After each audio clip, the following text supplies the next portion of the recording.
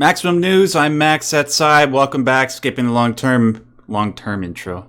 What is that? Long intro. Last of Us. There have been leaks and spoilers, according to some people, even though that game's been out for 9 years. We're, of course, talking about the, the definitive? No, the remake. What is it called? The Last of Us Part 1, I think it is? Ultra remake, new generation, ulterior experience, except for hyper edition. Yes, costing full price and no gameplay updates. So here's the deal, right? Side, the Naughty Dog probably has more leaks than the entirety of the Iraqi Navy. This past week, I saw on Twitter a whole bunch of people just posting a whole bunch of leaked gameplay from The Last of Us Part 1, the remastered. And people were like having all the opinions. People were saying, I love it, I'm going to buy it day one. Other people saying, why am I paying $70 for a graphical upgrade? Let's try to look at this objectively about whether or not there is reason to want to buy this game with just the graphical updates and the other little stuff that's added in. So when all this stuff started coming out, Naughty Dog pulled a PR move where they released a video detailing all the new additions that are being made to this update. And that plus a couple of other things that people have been saying online do make me understand why some people would want to get this update. But then there are a bunch of course, legitimate arguments on the other side. So I'm just going to go through both, just so, we can't be accused of not being objective about this. So, first of all, the leaked gameplay looks fantastic. Absolutely fantastic, like from a graphical standpoint. When The Last of Us Part 2 came out, I thought that was the best looking game I'd ever seen. This puts it right alongside it. Everything from foliage to lighting to redesigned environments, everything looks as crisp as you would expect a Naughty Dog game to look. Plus, there are a whole bunch of quality of life updates as well. There are unlockables, different costumes, seamless transitions between cutscenes and gameplay, which the original Last of Us did not have, changes to physics, the addition of the accessibility options, which were fantastic in The Last of Us Part 2. And plus, a couple of people invoked Demon's Souls and Shadow of the Colossus, the remakes that were done for that by Bluepoint, right? How different is that from The Last of Us Part 1? When that example was brought into my mind, I thought, you know what? It's maybe not as black and white an issue as I originally thought because, I bought Demon's Souls, I bought Shadow of the Colossus, and those were fantastic. But here's the main difference between The Last of Us Part 1 and those games. Shadow of the Colossus was a game that came out in 2005. It was remastered in 2011 and remade in 2018. When it was remade in 2018, the price tag was $40.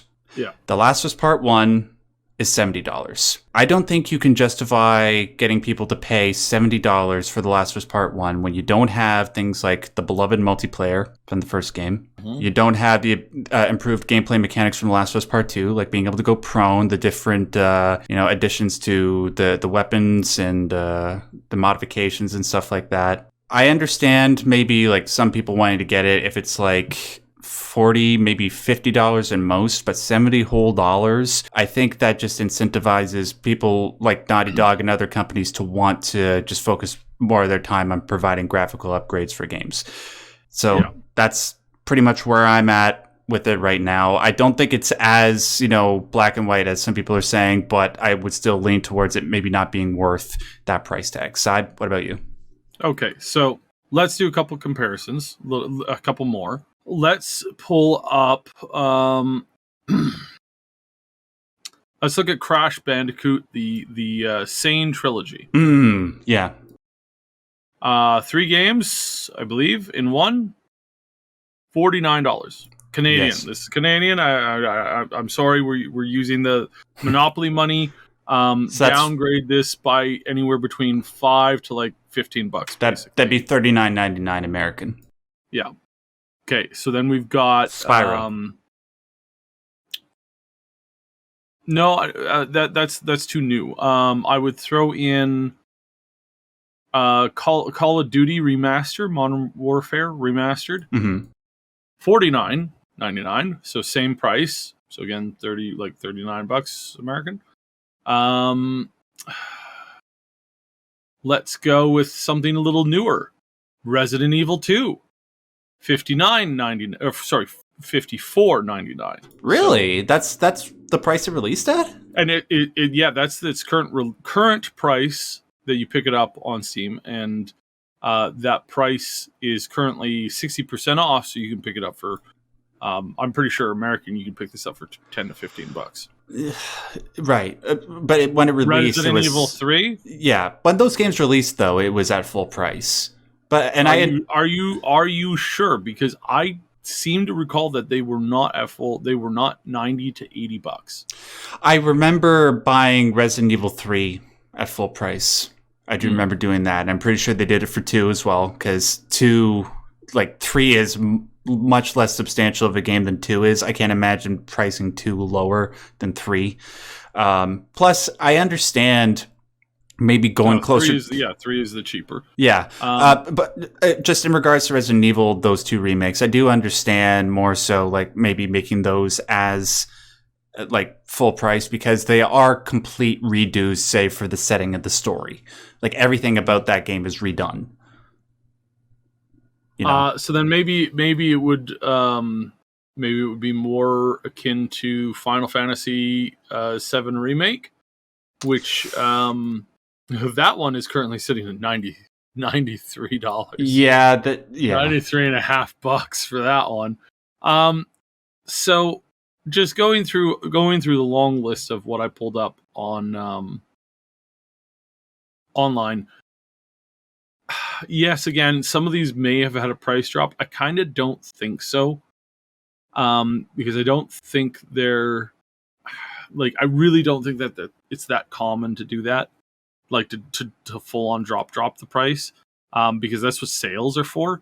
Like, why drop the price then have a sale so that it's like 50% off? Why not say this sale is 90% off or 80% off, and you're making the same amount of money? Like, why? Like.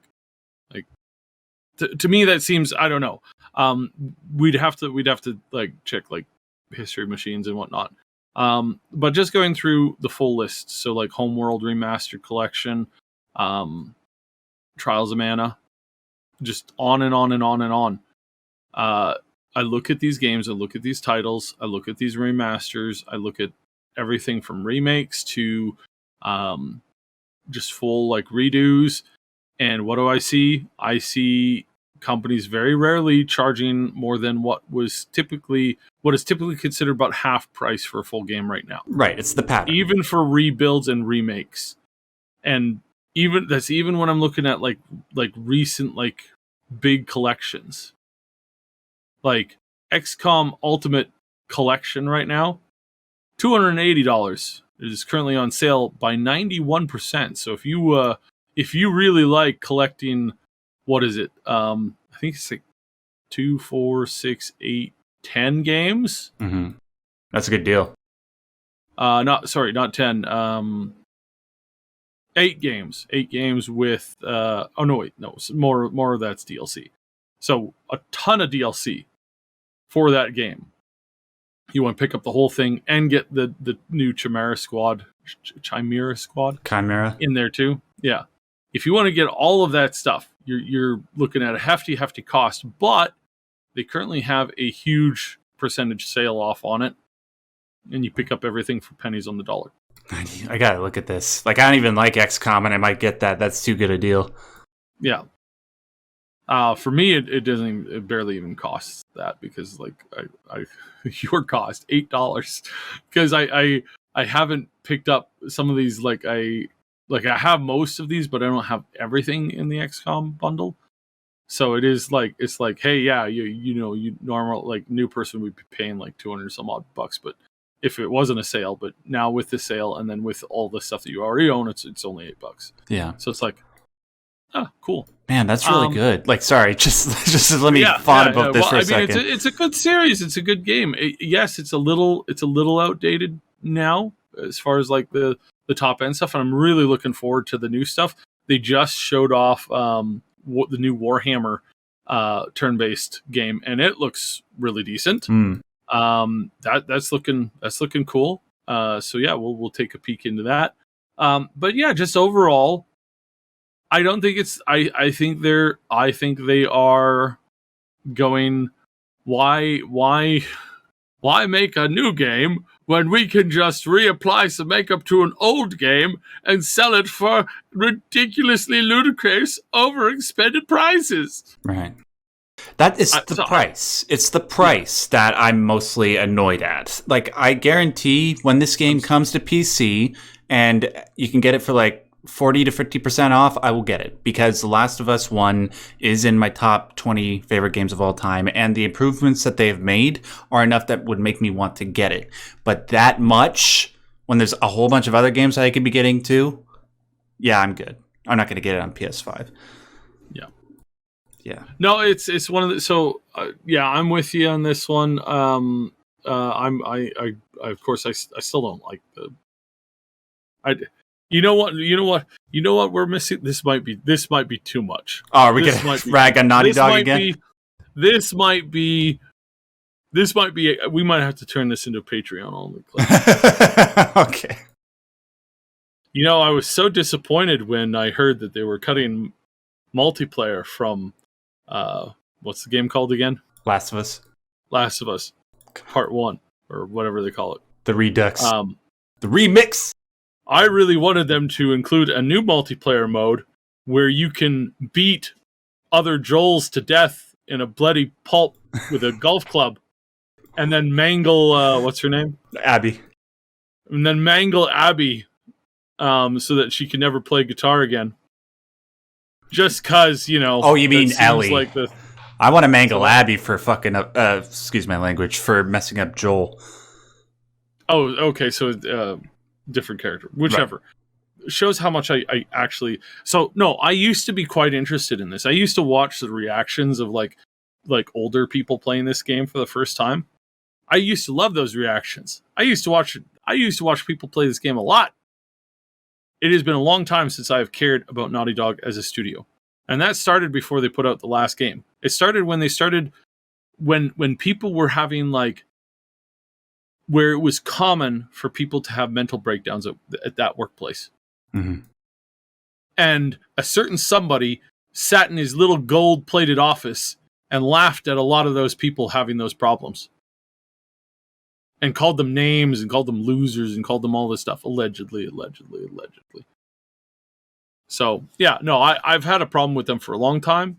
I think that they have harmed gaming by not being realistic. And just, again, if you think that story was special, oh, man, I have got news for you. There are hundreds and hundreds of stories that have the exact same premise and the exact same ending, pretty much, that do it 1,000 times better. It's just not good. It's just not good writing. It's just not. Number one was decent writing. Again, decent in a way that it's like, yeah, it was portrayed and done really well. Excellent. Really loved watching people react to that. It was great. But as far as originality, even, that wasn't an original story. It wasn't. It was the presentation of it. Yeah, the presentation and was the new. chemistry the enemies were, between, that kind of stuff was new-ish, but it wasn't a new story. Yeah, kind of like how Uncharted was basically Indiana Jones. Yeah, and again, it's good. That, yeah, that plot again. Swap out some names and creatures and stuff like that, and there's dozens of other stories that are similar to that. And again, that's not a bad thing. Taking a story and altering it, changing it, that's core. That's a core part of creative narrative. It's not the only one, but it's definitely a primary pillar out of many. And it's again, I'm not hassling it for that, but there were people who were like, "Oh my god, this is the greatest story I have ever heard." I don't get it. It's if you really think this is the greatest story you have ever heard, man, could I blow your mind with a handful of stories that I remember from the 1930s, for crying out loud. This isn't new stuff. Anyways, we spent enough time on that. It's pretty clear what our positions are. When it will come to PC and there's a discount, I will get it. But until then, just don't try not to encourage this, guys. There are a whole bunch of other games you could be playing. Speaking of companies that you really shouldn't be supporting, for the most part, until they bring out Beyond Good and Evil 2, Ubisoft. They recently made a couple of announcements. Sorry for banging my table. They have recently canceled 4 games, 2 of which include Splinter Cell VR and Ghost Recon Frontline. Ghost Recon Frontline was going to be a free-to-play battle royale that used the Ghost Recon name. Once again, not really having anything to do with the core of Ghost Recon or Tom Clancy. Mm-hmm. And then there were 2 unannounced games that got canceled, which, it might sound bad, but honestly, games get into development and then canceled all the time in the gaming industry. So I don't really put too much, worry or meaning behind that. I will say one thing that I do give a decent amount of meaning to is the fact that Avatar Frontiers of Pandora, we're talking about the blue alien avatar, not the cool one. Wait a second. I don't remember this. What? What? Do you mean blue? From 2009, the James Cameron movie? No, James Cameron. No, that wasn't James Cameron. That was somebody else. They did a really bad job on it too, because the martial arts in it was just terrible. What do you? I get it. That's very cute. Even though that movie didn't have the name Avatar in it. I know, but it's still kind of funny if you think about it. We don't talk about that movie, man. Come on. No, we don't talk about that movie. That was terrible. That was garbage. Yeah, one of the worst movies ever made, and that's saying something because and the Sham Hammer, as I like to call him, he's made some of the worst movies ever made. The Happening, Lady in the Water. Anyways, Avatar: Frontiers of Pandora, a game that, like a lot of Ubisoft concepts, seems to have promise, but then when they come out, it's like anything but that. Well, anyways, the game got moved to 2023, 2024. Gives them more time to work on it. Maybe that'll translate into something better. I don't know, but it's been delayed. And then I think they also said they're delaying another game that they haven't announced yet. But good news is, even though Splinter Cell VR got canceled, the Splinter Cell remake is allegedly still coming. But then again, so is the Prince of Persia Sands of Time remake. And where the hell did that thing go? Last thing we heard from that was like January 2021. Really? More Assassin's Creed news is coming out in September, allegedly. And games like Mario plus Rabbids and Skull and Bones are still coming out. Yeah, it's Ubisoft, man. Unless it's Splinter Cell or Beyond Good and Evil 2, I don't really care. But I know that there are people that listen to this that do care about Ghost Recon, that are intrigued by Avatar. Like, I'm intrigued by it. I think if they do it right, it could be an interesting open world game. But yeah, it's just them, like Naughty Dog. They've just done too many things that don't make me put a lot of faith in anything they do moving forward. Although Factions does have my curiosity. Saib, anything you want to say about that? Not shocked. That company has some serious problems. They have some serious problems, and a lot of them are embedded management. This is a downside of having a family own a big, massive company, because if the problems are rooted in the family, you're not fixing them. Yeah. So, again, I don't want any company to. I don't want EA or Bethesda or BioWare or Blizzard or any company. I don't want them to burn unnecessarily. They don't need to burn.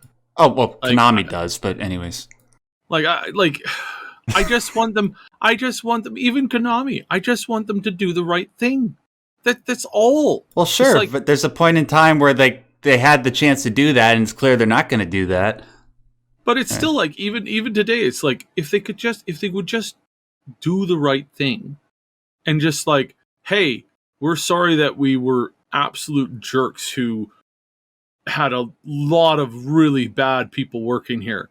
Hey, we're sorry that we've been, we introduced a microtransactions that came after your children. We're not doing it anymore. We're going to be better. We're going to make games that you used to play that were fun and amazing, and you like threw yourself into them. And we're going to do it so that people can do that again without feeling sick to their stomach because they just spent their emergency funds plus their their mortgage payment for the month on microtransactions. Yeah. Or, hey, we're going to make it so that you don't kind of throw up in your mouth every time you hear our name because, hey, somebody committed suicide at our company because of the amount of abuse they were getting at the company. He's talking about Activision Blizzard, by the way, just saving our asses on that one. It's high time that they started to do something right. And honestly, it's not even that hard. If they did this, if they came out and said, we're sorry, hey, we're going to do better, it's like you immediately get you wouldn't get everybody back, but you get some people go, hey man, we really appreciate that. We're going to hold you to it, and I'm going to stop calling you names.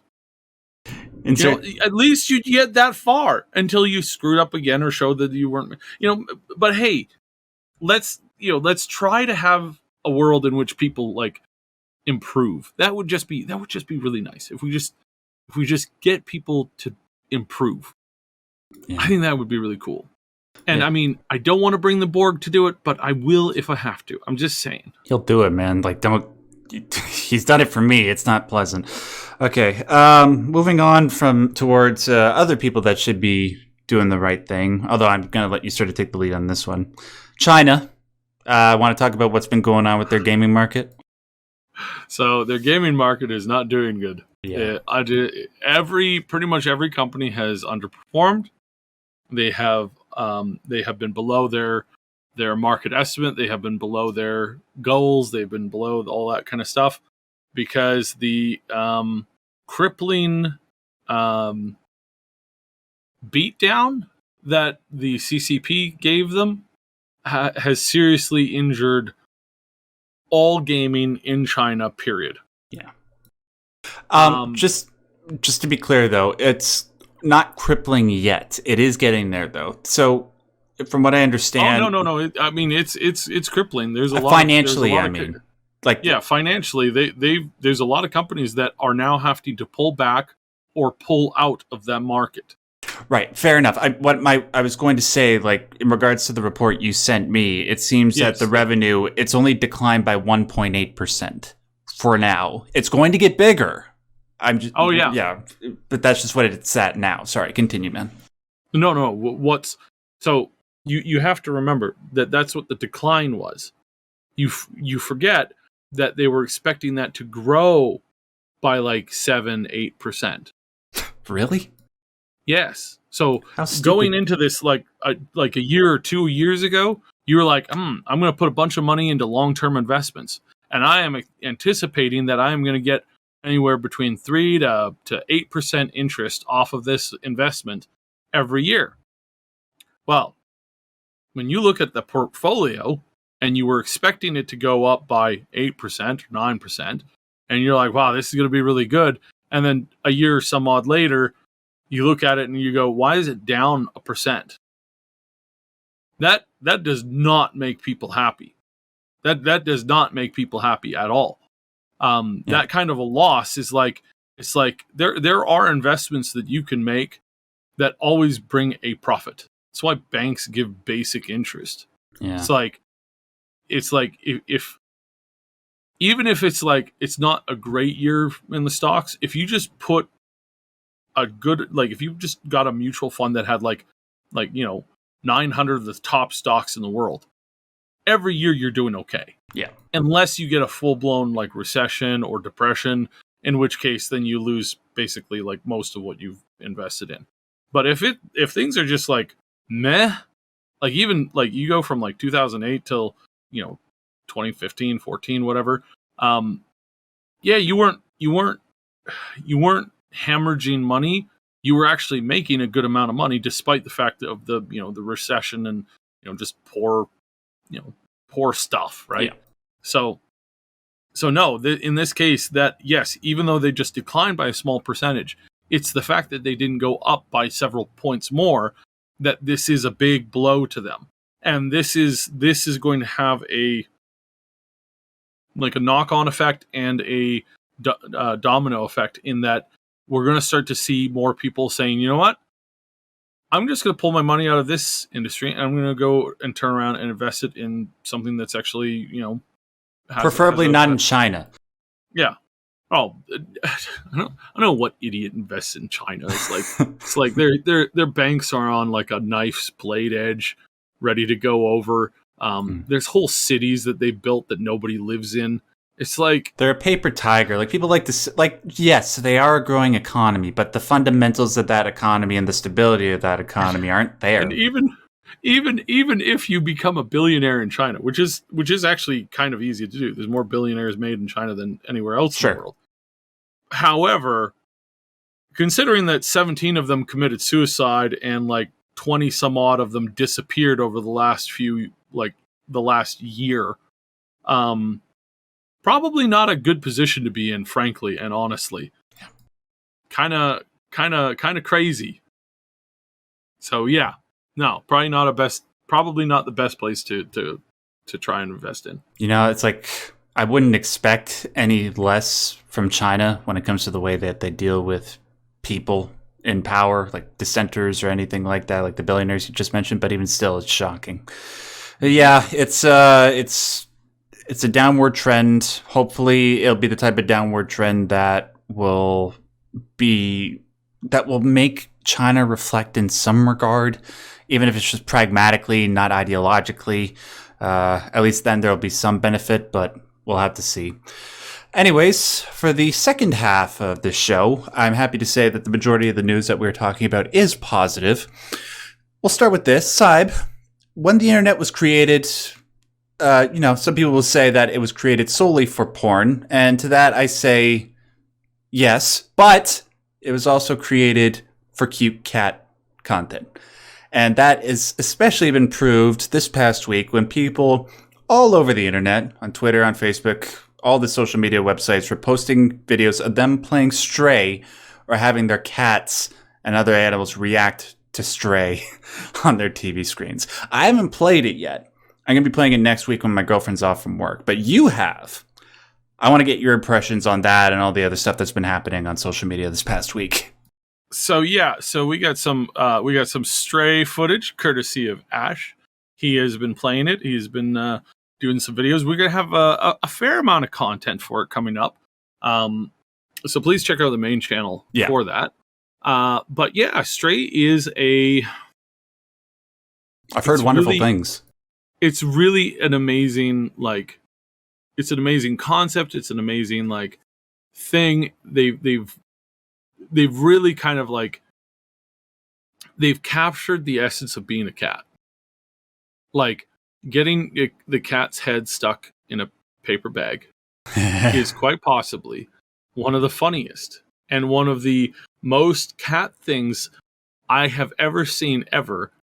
And the fact that when you get your head stuck in a paper bag and you press forward to go forward and it immediately start backing up, that is such pure gold. That is just pure entertainment. And they've really nailed that. And I think that how they've nailed that because people can easily take their cat, put their cat in front of the screen. The cat will then watch with vivid interest as they watch a cat do cat things on the screen. And kind of and then you could make the cat interact with them. Like I've seen a couple of these videos that people have posted of they have this ultra mega big screen TV. Yeah. And they move the cat around on the screen to kind of chase the cat in real life. Mm-hmm. And then the cat is interested in what this other cat inside the TV is doing. And it's just so cute and adorable. And I think this is it's so wholesome. I'm surprised nobody thought of this sooner. I am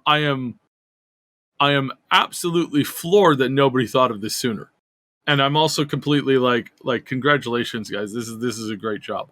It's a great game. I really like it. I think everybody I think you'd have to be crazy not to really enjoy this game.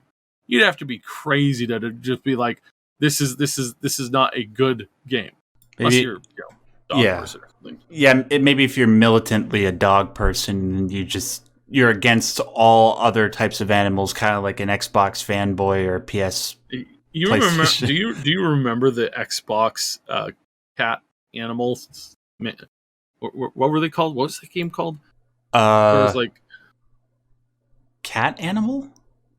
Yeah, you had like tigers and like panthers and I think Connectimals? Connectimals, and you could Yeah. like interact with the cat or the creature and do stuff, and Yeah. it was like that's what this immediately reminded me of, which then immediately reminded me of Joel. Crap, I can't remember his last name. Joel from Rooster Teeth doing his little video on Connectimals. Oh, yeah. Which is one of the greatest YouTube videos of all time. Period. I like 100%. Just absolutely pure gold. But yeah, I think it's great. I'm really yeah. I think it's great. Yeah, I definitely gonna check it out next week. I promised my girlfriend I wouldn't play it until then. She has a cat. I've never been able to be around a cat for much of my life because my mother was allergic to one, and now that I've moved in with my girlfriend, she has one. The cat's a male. He and I have just been having the best time. I'm now a cat person. It's a newfound love, and I'm pretty sure that is just going to enhance my experience of Stray when I play it next week. By the way, my favorite of the posts I've seen regarding Stray is when a dog. Somebody posted a video of them recording their scream while they're playing Stray, and their dog comes along and he starts just hammering at the plasma screen TV with his paw and destroys it. It breaks my heart, because it's like an expensive TV. But man, I was bawling my eyes out because I was laughing so hard. Yeah, we're gonna be getting these memes for the rest of the year, and I cannot wait. All right, moving on to other good news. Well, half good, half bad. So we're going to be talking about NFTs. One company that made the right decision and another company that didn't. Saib, do you want to tell us what those companies are? So, Minecraft and the company that makes Minecraft, Mojang Studios, has announced that in no way, shape, or form will they support, condone, or allow NFTs into Minecraft at all, period. And the cheer went up from the masses. And everybody, and I'm just like, wow, that is amazing. I mean, they're not a super old company, but they've been around for a while. And I gotta say, my respect to the people who made that decision. Yes. That is amazing. That is protecting children. That is putting out a clear, defined, no, you will not use our video game to boost your stupid freaking Ponzi scheme, snake oil salesman BS. We're just not going to let you do that. This is not the place for it. Kids play this game. You're not allowed to do this, period. If anybody even does it, we will come after you and make you pay. I was just like, man, yes, amazing. I put a smile on my face. And I was like, I'm going to come on the show today. I'm going to be like, hey, guess what Mojang did? Minecraft. They said no to the scum, to the thieves, to the ripping off of their customers. And I was going to say, drop the mic right there. We're done. This is great. Then I saw the next news story. Square Enix is adopting NFTs and making NFTs to put in their products. Which we already knew was happening. Shoved down your throat. Yeah. Because you're not paying enough money for them, and they want more of your money without actually giving you anything that was actually difficult to make. Right, because they're remaking all their past stuff, which disgusting. I am kind of looking forward to Final Fantasy IX Remake if that thing is real, which it looks like it is. But yeah, for the most part, everything else, yeah, disgusting. Like after what they did to Eidos, Deus Ex, Legacy of Kain, selling those off because they're more interested in stuff like NFTs and actually making games. Yeah, Square Enix are going down the easy path towards hell.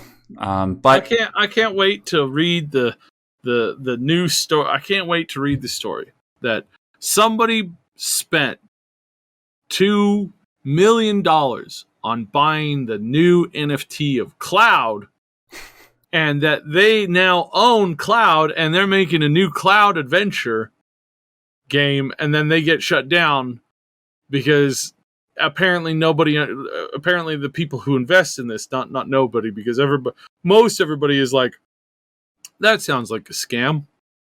And everybody's like, yeah, that sounds like a scam. And one guy in the back is like, I'm going to be rich. I'm going to take $40. I'm going to turn it into a multi-billion-dollar empire with no effort whatsoever. Sweet. And do it with Cloud. It's every young boy's dream. My grandfather fought next to a guy in a world war.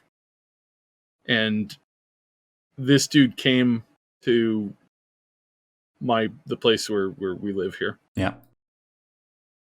However long ago that was, which I believe was 80 some odd years ago. And he showed up with a shovel. Sorry, he showed up with enough money to buy a shovel and a wheelbarrow. And his legacy is one of the biggest companies in this general area. It's like, you want the success story of somebody building a multi-billion-dollar empire. It doesn't come from buying an NFT and sitting on it and then trying to pawn it off on somebody else. And why anybody thought that any of this stuff would be a good idea to begin with. It's like there's some general, like, kind of good worth there as far as, like, some interesting technology, but everything that everybody jumped on of, like, hey, this is going to be great, this is going to be you're going to do this, you're going to do that, you're going to do this, is going to be awesome. Turns out none of it's awesome. It's all fake. Yeah. So yeah, it's all fake and it's all stupid. And Square Enix, quickly getting up there in like top 5 worst gaming. Another company to add to the bleep list. Yes. Another one. So what is it right now? It's EA, maybe Activision Blizzard, and then Konami, Ubisoft, and then Square Enix. I think that's what the ranking is now, from 1 to 5 in worst companies. Yeah, it sounds about right. It's pretty bad.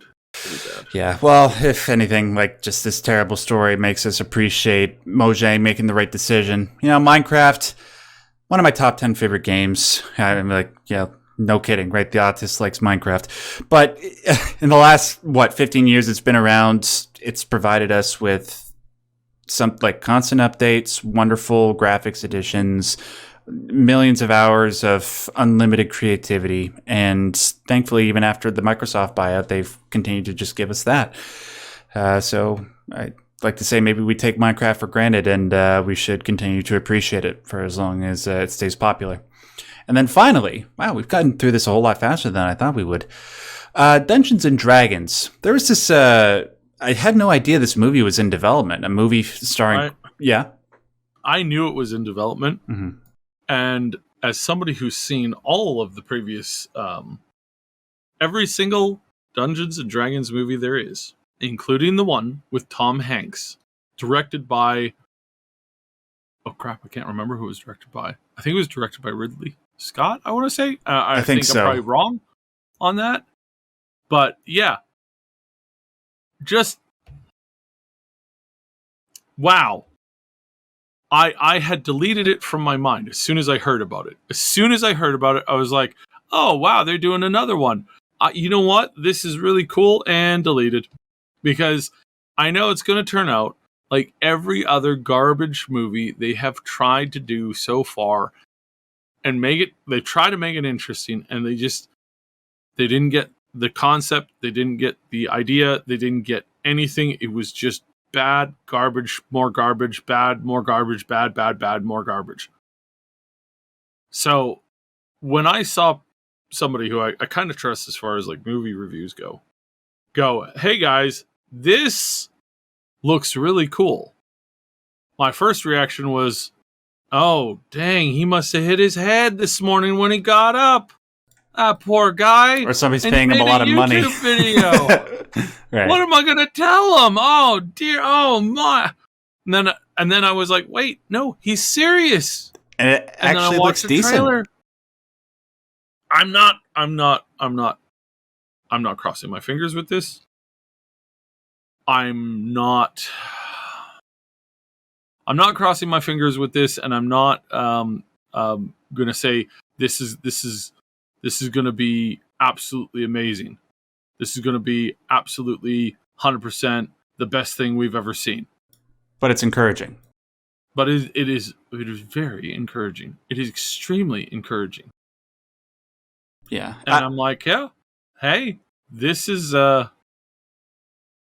really interesting. So yeah, I'm really excited about this. I'm very, very, very, very excited for this. And yes, if you don't know, there was a movie with Tom Hanks, David Wallace, Chris Makepeace. I don't know if he's famous.